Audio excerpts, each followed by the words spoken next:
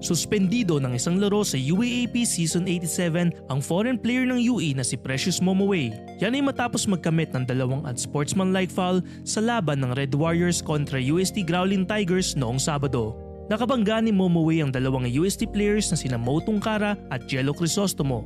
Sa kalagitnaan ng second quarter, habang nagtangkang tumira sa ilalim ng ring si Tungkara, sumalubong ang siko ni Momoway na pabagsak na matapos ang block attempt laban si UST Bigman. Napahiga at napadapa si Mo at kita ang pagtulo ng kanyang dugo sa sahig ng court. Nang makatayo si Tungkara, kita na galing sa ilong ang pagdurugo sa kanyang mukha.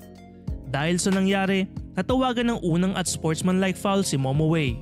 Sa fourth quarter naman, nagtangka ng layup si Momoway at nakasabay niya si Jello Crisostomo na nakatanggap din ng siko mula kay Momoway. Napahiga si Jello at nagdugo ang paltenayon ng kanyang mukha.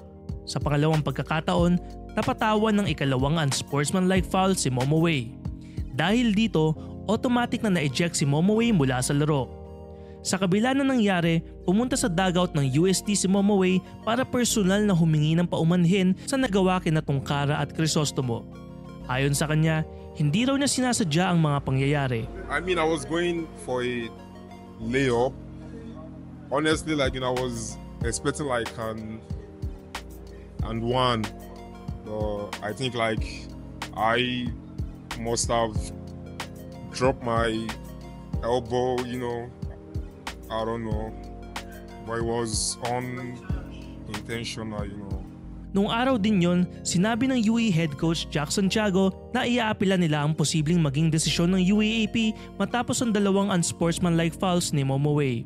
At ngayong araw, bagamat humingi ng tawad si Momoway at umampila ang UE, hindi magbabago ang desisyon ng UAAP. Sa pahayag na inalabas ng liga, nanindigan sila at sinabi na ang dalawang unsportsmanlike fouls na ipinataw sa kanya ay dapat tumumbas ng 1-game suspension.